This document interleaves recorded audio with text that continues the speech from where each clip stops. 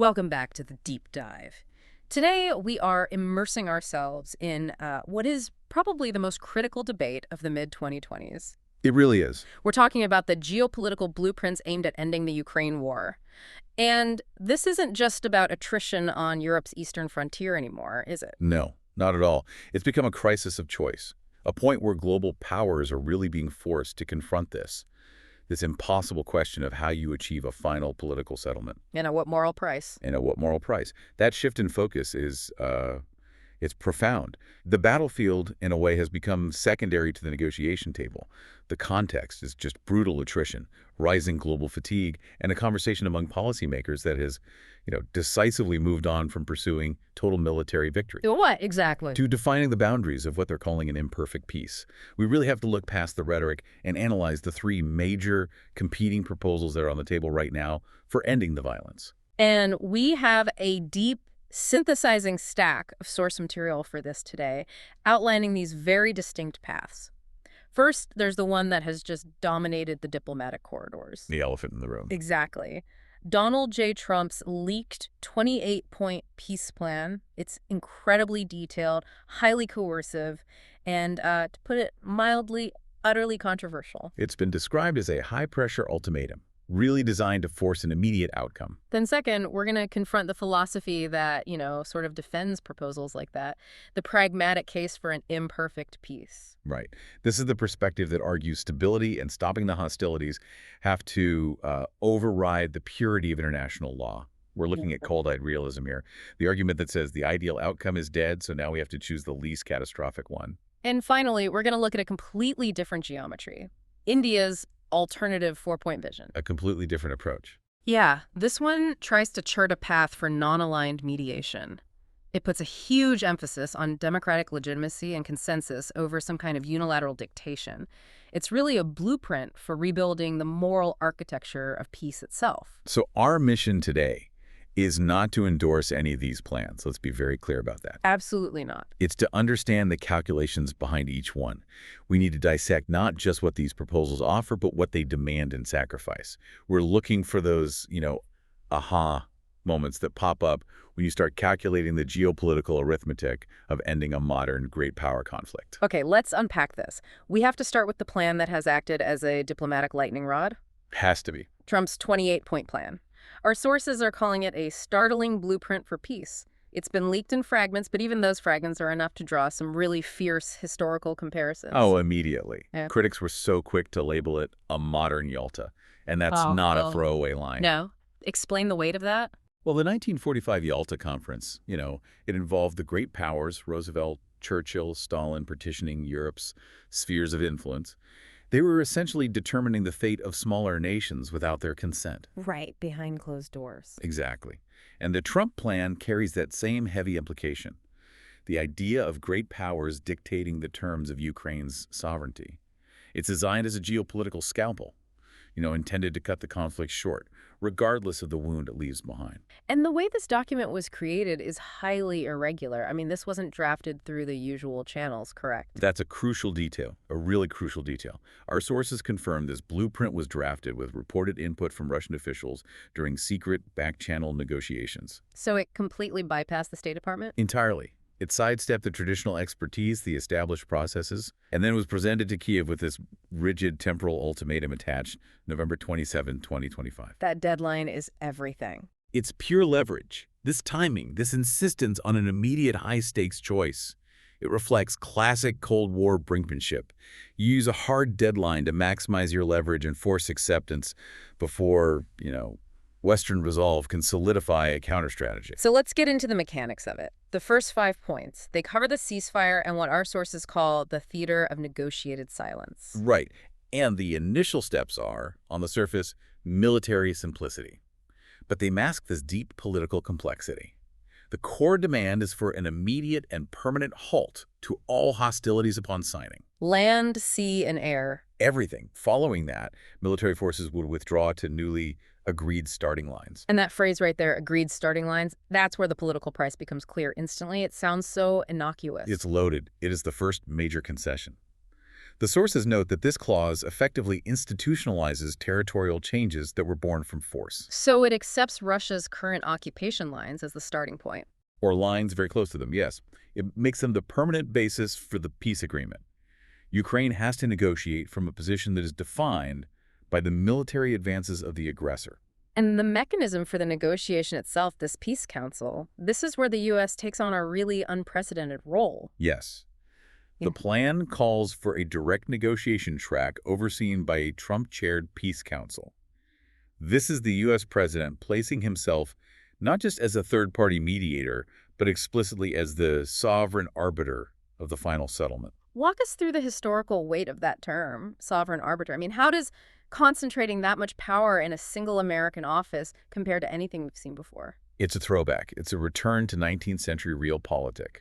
Our sources draw some really strong parallels. Think of the concert of Europe after Napoleon, You're right. where the great powers, Britain, Russia, Prussia, Austria, they all met in closed sessions to decide the fate of the smaller states on the continent. They prioritized stability among the giants over the sovereignty of the smaller nations. So it's about managing the big players, not protecting the smaller ones. Precisely. It also echoes, and this is a fascinating comparison from the source, the Vatican Councils of medieval Christendom, where a single central authority claimed the ultimate moral and political authority to settle disputes between kings. Wow. This council signals Washington's intent to command the peace process. It shifts the U.S. role from an ally supporting Ukraine's aspirations to an executive judge determining its final, painful outcome. But even with this centralized American diplomatic authority, the actual enforcement of the ceasefire on the ground involves U.S. retrenchment. Exactly, it's a paradox. Monitoring would be conducted by a European heavy coalition, and it pointedly excludes U.S. troops on the ground.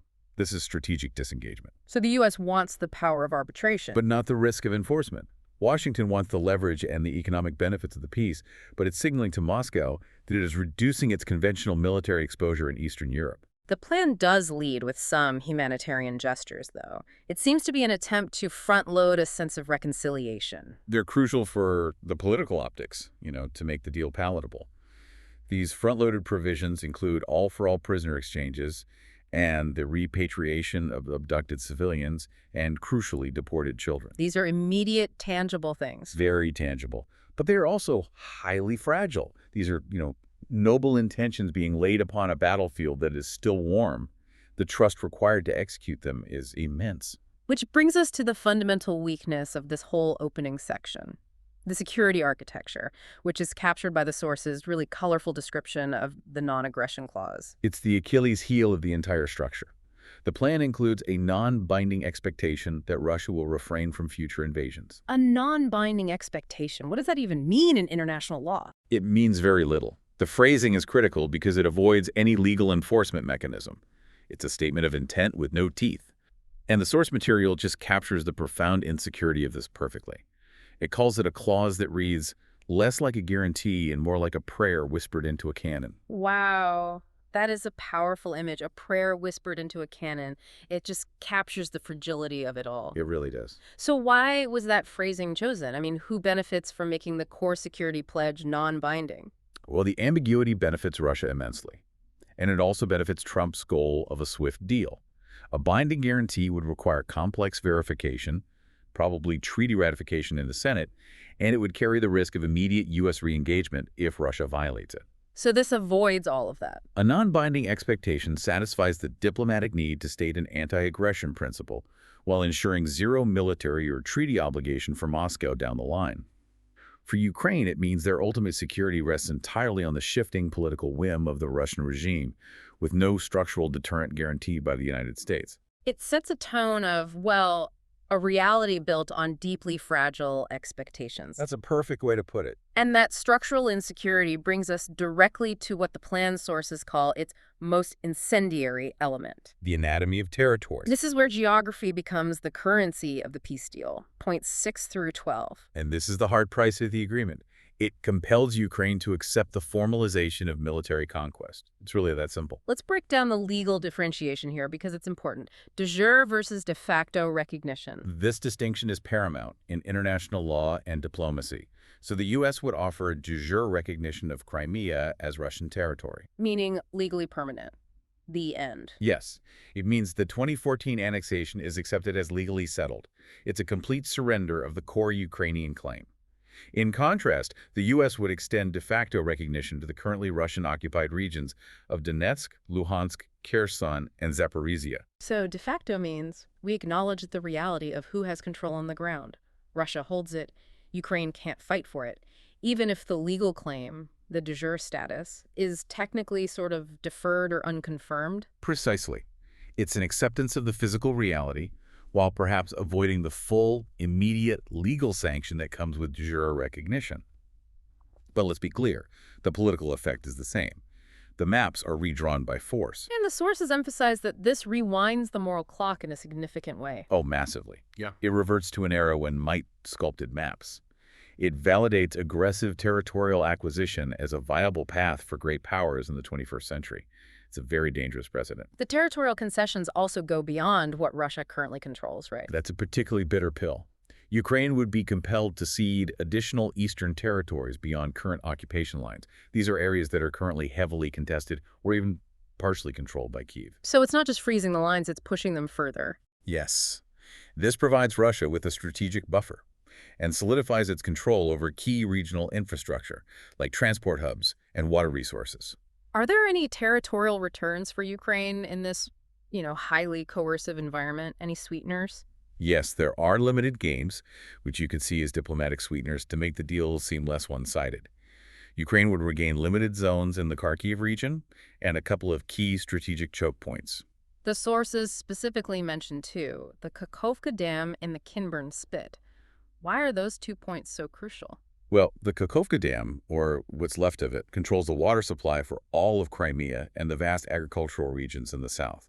So control over it is immense leverage, and the Kinburn Spit is vital for controlling shipping access to the Black Sea ports of Mykolaiv and Kherson. Ah, okay. So regaining control of these points is critical for preserving Ukraine's economic and agricultural veins, even if the heartland is being amputated. It's about ensuring the remaining state is viable. Okay, now, for the most complex piece of this territorial puzzle, the Zaporizhia nuclear power plant. It's described as a surreal anomaly. How does the plan even begin to solve the existential threat posed by that facility? It attempts to neutralize the plant, which is the largest in Europe, remember, through this bizarre tripartite arrangement. It's trying to satisfy the political claims of 3 different entities at the same time. So what's the arrangement? The plant is Ukrainian in title, which maintains the fiction of ultimate sovereignty for Kyiv. It's a American in operation, which implies international, non-Russian security, technical, and management oversight to mitigate the risk of a meltdown. And Russian in benefit. Its electricity continues to flow into both sides of the front line, which disproportionately benefits the occupied territories and Russia's ability to administer them. It's a geopolitical singularity. A neutral oracle in a divided land. That's just wild. What kind of precedent does this set for high-risk infrastructure in future conflicts? It sets a difficult but pragmatic precedent. It suggests that when infrastructure poses an existential risk to the continent, political ownership has to be deferred to operational safety. Even if that means a foreign power, like the U.S., effectively runs a sensitive national facility in a contested war zone. The logistical nightmares of that must be immense. Unbelievable. You'd need constant, fragile Russian cooperation and international access, which is always subject to political sabotage. It's a recipe for continuous crisis management. And points 11 and 12 seem to solidify this long-term status quo. What is the fate of the remaining land beyond these specific concessions? The conflict is frozen into constitutional stone. That's the phrase used. While the plan says no further Russian claims will be recognized, the existing amended territorial status quo defined by all these concessions and amputations becomes a permanent political reality. Until Ukraine itself changes its constitution. Exactly. It's designed to create finality and stability regardless of historical claims or justice. We've established the deep territorial price. Now let's turn to the military and security component. What the sources call security without sanctity, the conditional shield. This covers points 13 through 18. And this is a highly restrictive peace. Ukraine receives a U.S.-backed, but critically, an indirect security guarantee. It's a promise that is designed to protect Ukraine without dragging the U.S. into an automatic conflict. So how does this indirect guarantee functionally differ from NATO's Article 5, which is what Ukraine originally wanted? Article 5 is a collective defense clause. It demands that an attack on one member is met with a military response from all. It's automatic. Trump's guarantee, however, mirrors Article 5 in spirit but not in substance. In spirit but not in substance. It's a pledge that European nations and other willing partners would provide a strong military response if Ukraine is invaded again, but the U.S. avoids the direct automatic commitment of American forces. It's more of an encouragement to allies to defend Ukraine, rather than a treaty obligation for the U.S. to do so.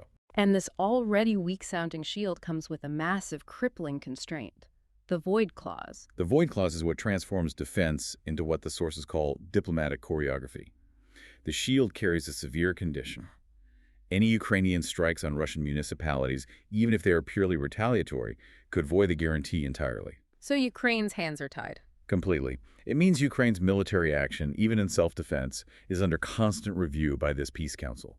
It is a permanent existential muzzle on Kiev, ensuring absolute restraint against any future Russian provocations, however severe they might be. It forces Ukraine to prioritize maintaining this peace structure over exercising its full right to self-defense if attacks are coming from within Russia. Absolutely. And on top of that, the plan imposes profound structural military constraints. Ukraine's military capacity is capped at 600,000 troops. Which, for a country of its size with that border, is a significant limitation. And there are severe restrictions on the development of any long-range weapons. And perhaps the most symbolic constraint of all: NATO aspirations must be permanently erased through constitutional amendment. which is Moscow's core demand. It satisfies Moscow's core security demand by removing Ukraine from the Western military orbit forever. And U.S. assistance, even non-lethal aid, is explicitly tied to compliance with all of this. Yes, U.S. legal assistance becomes contingent upon Ukrainian obedience to the precise terms of the peace deal. In short, aid is now explicitly political leverage, used to ensure Kiev adheres to the territorial amputations and the military limitations. We have to address the most morally charged and, frankly, difficult element of this entire proposal: The amnesty clause. the inclusion of full wartime amnesty. This is the ultimate trait of justice for stability. Point 18 explicitly calls for full wartime amnesty, prohibiting any future war crimes prosecutions for actions committed during the conflict. Before we pivot to the economics, we need to sit with that for a moment. This trade-off justice for stability, that is the ultimate moral line to cross for so many. Why would this be seen as a necessary component of a peace plan? It's included because, in the brutal arithmetic of ending a conflict of this scale, the perpetrators of the most egregious violence are often the same actors, or supporters of the actors, who are required to sign the peace treaty. So you can't have peace without their sign-off. And they won't sign off if they think they're signing their own arrest warrant. The sources point to historical precedents to understand this painful decision. Which historical pacts have required this kind of amnesty? Well, you can look at the post-conflict pacts signed in Bosnia in the 1990s, or even the complex transitions in post-apartheid South Africa with the Truth and Reconciliation Commission. In these situations, amnesty or severely curtailed prosecution was often used as a necessary sweetener.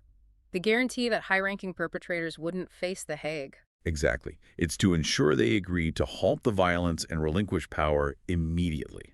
It's a form of political triage. The realist argument is that insisting on justice for the war crimes committed in Bucha or Mariupol risks collapsing the entire negotiation, which in turn sentences potentially millions more to continued war and death.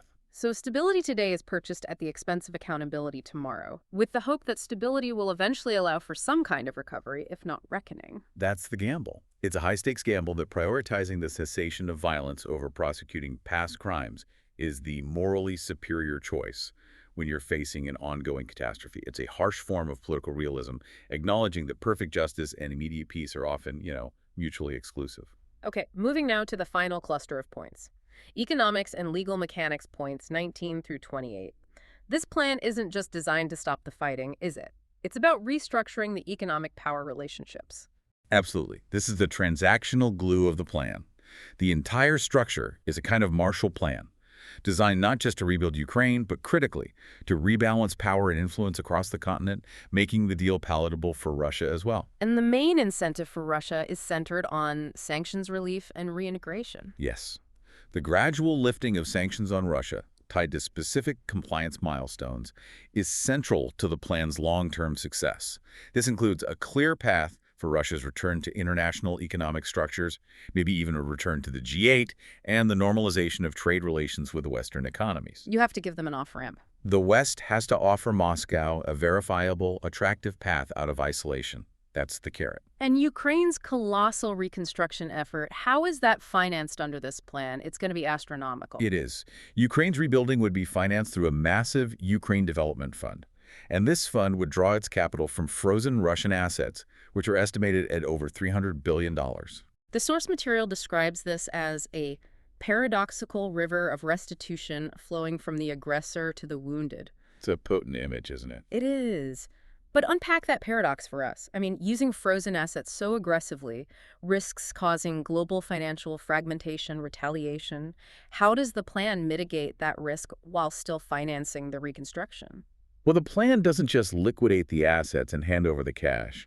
It leverages them under strict U.S. oversight.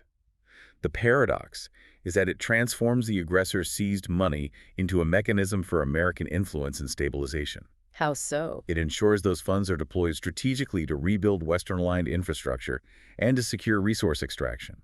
The plan includes the deepening of U.S.-Ukraine bilateral ties, particularly in minerals and energy sectors.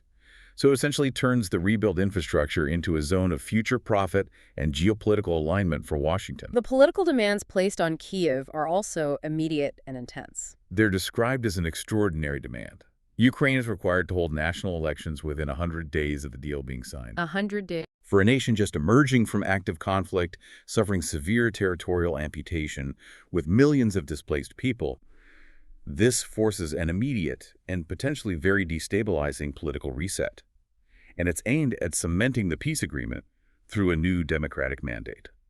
And finally, the legal enforcement for this whole complex conditional contract. The deal is explicitly declared legally binding under international law, but its enforcement lies squarely with Trump's Peace Council. So not the UN or any other body? No. The Peace Council functions as both tribunal and watchdog. Violations would trigger automatic, punitive responses, most notably the immediate reimposition of sanctions. This places the American executive at the absolute center of global conflict adjudication. So when you step back and look at this entire aggressive, conditional peace blueprint, what does it ultimately mean? It's a profound philosophical argument made with borders and battalions. It asks, can a stable peace be achieved only through the coercion of a powerful third party? And can it only be done by rewarding the aggressor with their primary demands, territory, security buffers, and neutrality? And its proponents would say yes. Its proponents present it as the realists' necessary pact, a painful but essential maneuver back from the brink of nuclear escalation. It moved the queen on the chessboard, forcing the entire world to react. And that brings us to part two. We have to confront the philosophy that underpins this painful proposition. The pragmatist's defense. The case for the imperfect peace. Right, and this perspective is deeply, deeply skeptical of moralizing. It argues that the Trump plan, despite being, as the source says, a bruised and controversial olive branch, may be the last off-ramp before the road narrows into apocalypse. The realist argument starts by acknowledging the deep moral criticism. It doesn't shy away from it. Not at all. It accepts that this looks like a Russian wish list, that it rewards aggression, and that it carries the bruised fingerprints of appeasement. It directly invokes the inevitable comparison to the Munich crisis of 1938. And that analogy, Munich, where principle was traded for a temporary illusory peace, that's the strongest argument against this plan. It is. But the realist counters this historical caution with a brutal contemporary truth. And the quote from the source is, "Wars do not conclude inside philosophy textbooks. They end in ash, arithmetic, supply chains, ballots, and coffins." So the idealistic demands are just fantasies. They're dismissed as unattainable fantasies under the current geopolitical conditions. The idea of restoring pre-2014 borders, immediate NATO membership, full war crimes prosecution, the realist says that ship has sailed. Let's talk about the exhaustion factor and the strategic calculation. What is the observable reality on the ground that makes this kind of compromise seem necessary to them now? It's defined by a grinding, hideously expensive stalemate. The war has become a conflict of attrition that is fed by drones, artillery, and slowly eroding public patience. Cities are dust, infrastructure is destroyed, the human cost is catastrophic, and crucially, the expectation that Russia would just collapse economically or politically, that has been definitively disproven. How has Russia managed to sustain its resilience against this coordinated global sanction regime? The economic pressure just failed to deliver the knockout blow. And it's largely due to two factors.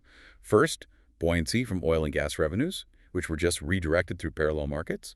And second, critical strategic partnerships with global South powers, specifically India and China. So they built a parallel economy. They did. These partnerships provided the necessary markets and supply chains, and they circumvented the intended Western isolation.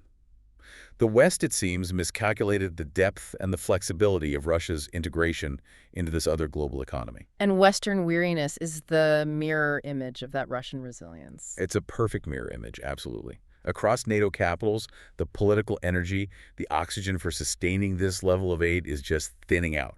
Voter enthusiasm flickers. You can feel it. The intense, unified moral crescendo of 2022 has softened into cold strategic calculation. And it's driven by persistent inflation, domestic election cycles, and simple donor fatigue. There is a palpable desire among Western governments for an exit ramp. And the realist view argues that the Trump plan, unsightly as it may appear, offers this essential exit ramp. It offers an immediate ceasefire and guaranteed reconstruction funds. The argument simplifies the choice down to raw numbers.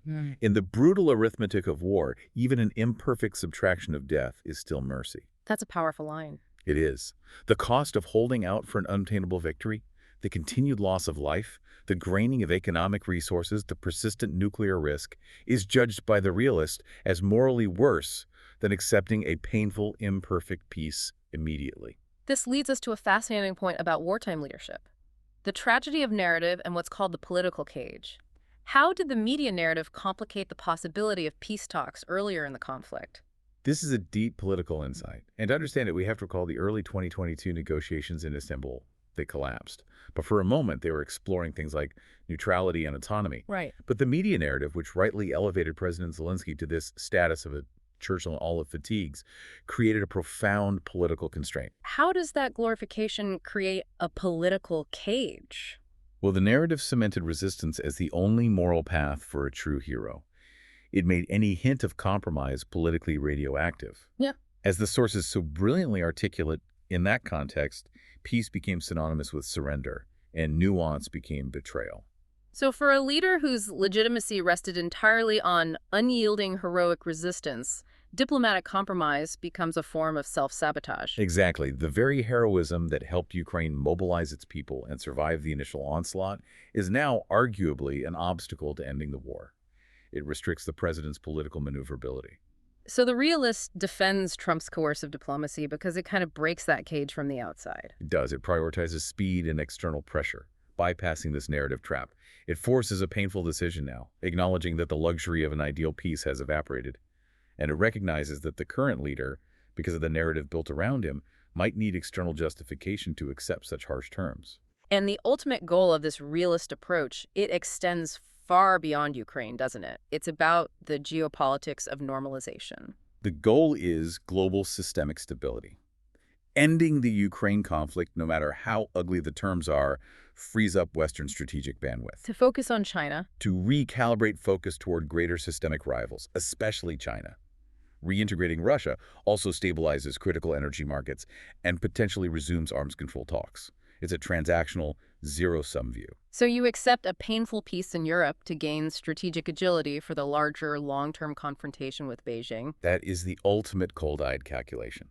The core truth, which the plan implicitly recognizes and the realist explicitly defends, is that this war has no military solution. It's over. And so it forces Kyiv and its allies into an impossible choice. Survival over symbolism, recovery over revenge, and future rebuilding over endless valor. And the argument concludes that history won't ask if the deal was beautiful. It will ask whether it stopped the bleeding. That is the courage of realism, whether we agree with its moral premise or not.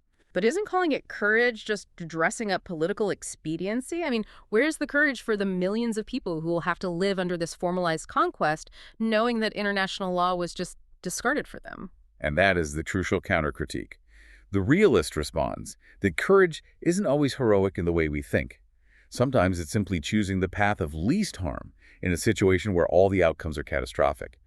They would argue the moral architecture of international law had already fractured the moment the tanks crossed the border. So maintaining a legal fiction is a worse moral failure. To the realist, maintaining the legal fiction of pre-2014 borders while citizens die every single day is a greater moral failure than sacrificing territory for life.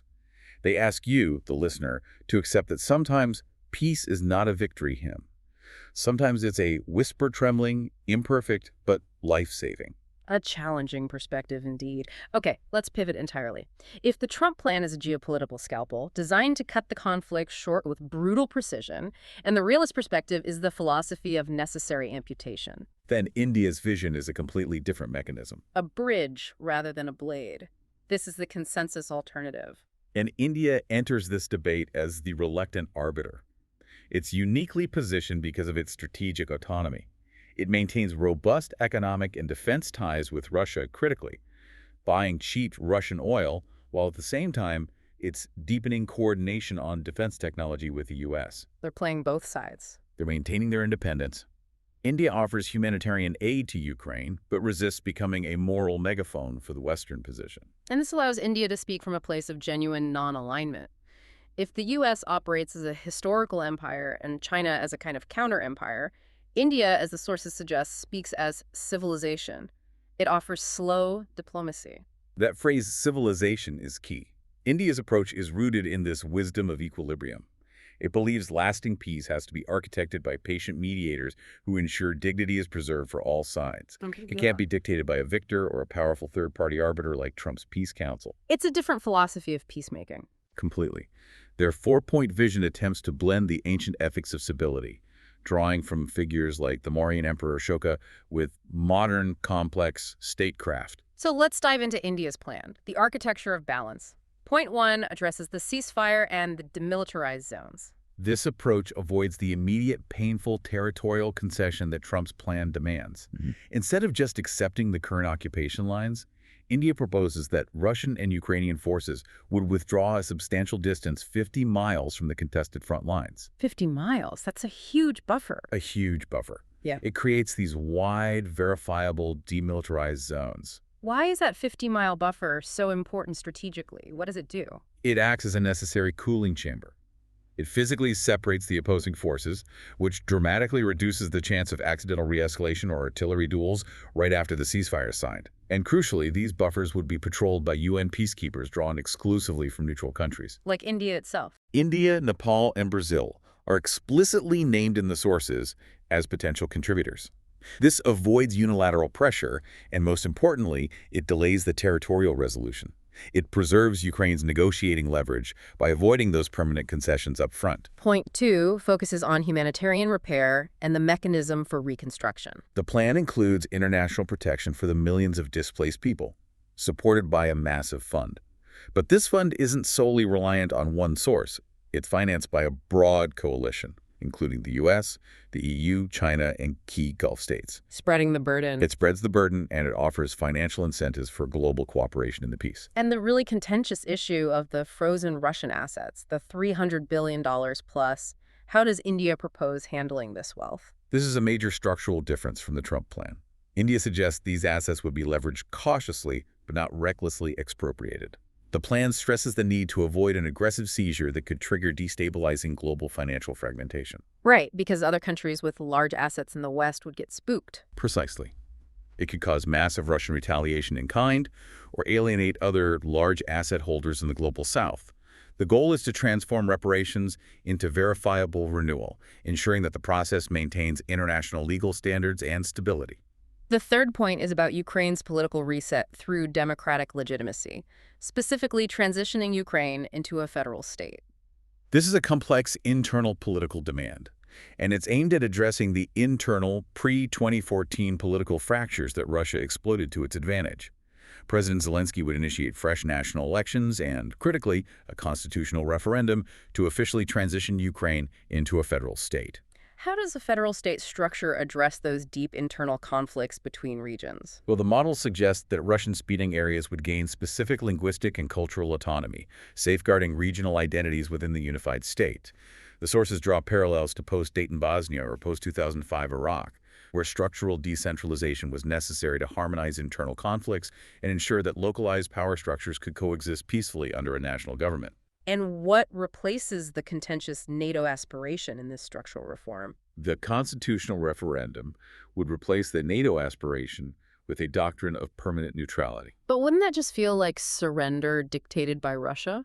Well, the strategic genius here is that this shift gains its legitimacy through democratic consent, not surrender.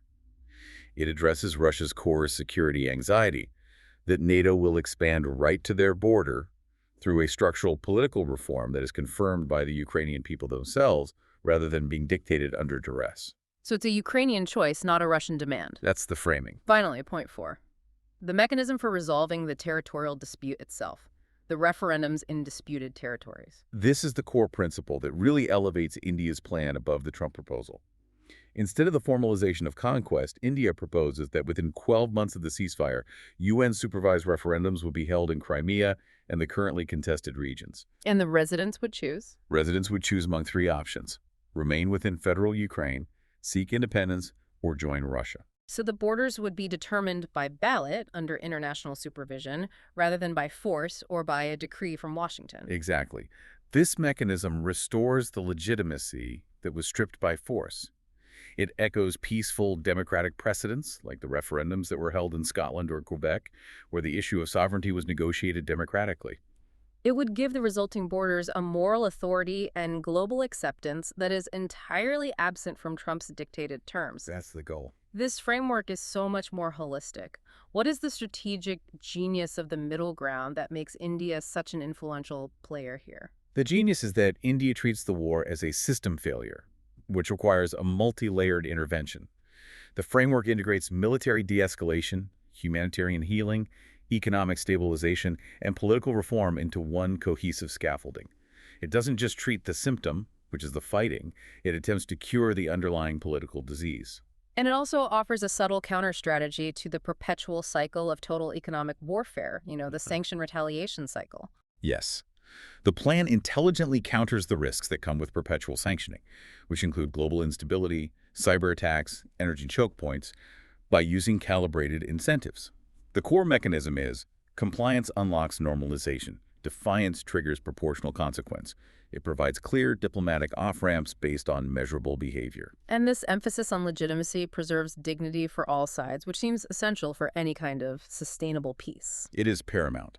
Under this plan, Ukraine gets security, democratic legitimacy for its final borders, and reconstruction funding. Russia avoids a ceremonial defeat because its core security demand of neutrality is met, and its regional claims are validated or not by a UN process. And Europe shares the diplomatic burden and gains energy stability. It also gives President Zelensky a path to transition from a wartime hero to a statesman who engineered a stable, democratic new reality. A very important off-ramp for him personally and politically. And India, in turn, solidifies its position as a global peace broker in this multipolar world order. It confirms the source's suggestion that this plan is a diplomatic golden bridge that tempers rage and restores agency. It's a profound demonstration of strategic autonomy, isn't it? The ability to leverage your unique geopolitical position to propose solutions that are based on equilibrium and legitimacy rather than relying on military alliances or coercive power. That's it, exactly. Okay. We have now dissected 3 profoundly different answers to the question. Can peace be purchased at the price of principle? We have Trump's coercion, the realists' compromise, and India's consensus. Now we have to confront the crossroads and compare these models, synthesizing the trade-offs for you. And the choice between these paths is a choice about the future of international law itself. We have to focus on the inherent tensions the listener needs to understand clearly. So let's start with the most sensitive and immediate tension: territory and sovereignty. Trump versus India on the borders. Trump's recognition is defined by speed and finality. You get immediate de jure recognition of Crimea and de facto recognition of the 4 regions. It is a clear, quick reward for aggression. It formalizes conquest. It's stable immediately, but it's morally wounding, and sets a very dangerous precedent. And India's referendum approach sacrifices that speed for legitimacy. Right. India delays the territorial resolution for 12 months, placing the decision back in the hands of the residents under UN supervision. This preserves the democratic principle that borders should be decided by ballot, not by force. But that introduces a huge risk of instability. A profound risk of instability during that 12-month period. You'll have political forces mobilizing for the referendums, which could potentially reignite local violence. It's a gamble on process over a quick, imposed solution. And the ultimate realist view on this tension, how does it see this choice? The realist view just dismisses the focus on pre-2014 borders as nostalgic and impractical. It says that insisting on reclaiming those borders is like anchoring ambition to a receding shore. Pragmatism dictates accepting a reduced but secure sovereign state immediately, rather than perpetual conflict over historical claims. Next, let's look at security guarantees and constraints, the limits that are placed on Ukraine's future. Trump's conditional shield is security through severe external constraint. You get an indirect guarantee, voided by strikes on Russian municipalities, coupled with the permanent constitutional erasure of NATO aspirations and specific military capacity limits. Ukraine is safe only if it remains entirely passive and limited. Whereas India's neutrality model offers a different path to security through structural reform. Exactly. India replaces the NATO aspiration with a doctrine of permanent neutrality confirmed by referendum, but it structurally reinforces that neutrality with those huge demilitarized buffer zones and UN peacekeepers. It addresses Russian anxiety through verified zones of separation and internal political reform confirmed by the Ukrainian people themselves. So the neutrality becomes internationally supported and locally legitimate. Yes, rather than externally imposed. But the ultimate difficulty for both of these models is verification and enforcement over decades. How are the mechanisms different? They're fundamentally different. Trump's system relies on the singular authority of his peace council. It's high-speed, centralized, potentially unilateral. India's model relies on a broader, slower multilateral treaty involving the UN, the G7, and Global South mediators. So you're trading speed for consensus. The Trump model offers speed and decisiveness. The India model offers wider international buy-in and a shared diplomatic burden, but it risks consensus collapse in a future crisis. Finally, the justice question. Amnesty versus accountability. This is the ultimate non-negotiable moral tension, isn't it? It is, and the Trump bargain is crystal clear. Full wartime amnesty for war crimes. This is the ultimate trade of justice for stability, seen by its proponents as a bitter but necessary evil to ensure Russia signs and adheres to the agreement, thereby ending the immediate slaughter. But the alternative framework, the one demanding a just peace, insists on accountability. It has to. Proponents of justice argue that peace must be accompanied by justice for war crimes, Bucha, Mariupol, and beyond, through an international tribunal. They argue that a peace that ignores such profound injustice is not truly sustainable. The moral wound remains raw. It just festers. Festers into political resentment that will inevitably fuel the next conflict. So if the Trump plan creates a peace based on the pragmatic reality of power, does that peace just create a frozen conflict that's awaiting its thaw? Does trading accountability for an immediate end to conflict inevitably sow the seeds for the next war? History would suggest that injustice is a very powerful propellant for future violence. The history of the Yugoslav wars and their subsequent peace agreements shows that while temporary amnesty might halt the immediate bloodshed, the underlying political and ethnic grievances, especially regarding unpunished atrocities, remain deeply embedded, just waiting for a future opportunity to resurface. So the choice is between stopping the immediate bleeding versus long-term systemic healing. That's the core of it. And the urgency of this whole discussion remains tied to the catalyst, that looming November 27, 2025 deadline associated with Trump's proposal. The proposal itself, however flawed you think it is, has been a diplomatic gift in one sense. It shifted diplomacy from paralysis to proposition. It forced the conversation. It forced everyone's hand. Our sources confirm that while President Zelensky and European leaders have called core Trump elements non-starters, especially the territorial concessions and the amnesty clause, the talks in Geneva are active, attempting to revise the proposal into something acceptable. So the world can no longer just drift towards attrition, hoping for some battlefield breakthrough that may never come. The choice is now explicit. You either reject Trump's deeply coercive plan outright and risk continued catastrophe, or you use it as an opportunity to present a superior counterproposal grounded in principle and pragmatism alike, like the detailed peace architecture proposed by India, or a revised multilateral European plan. It forced the hand of those who claim the moral high ground. It demanded that they answer a flawed proposition with a better one that is both ethical and realistic. This deep dive into the three paths, coercion, exhaustion, and consensus, it really shows that the world is facing a profound ethical choice that goes way beyond Ukraine's destiny. The decision made in the coming months will redefine the moral architecture of global diplomacy for this new multipolar world.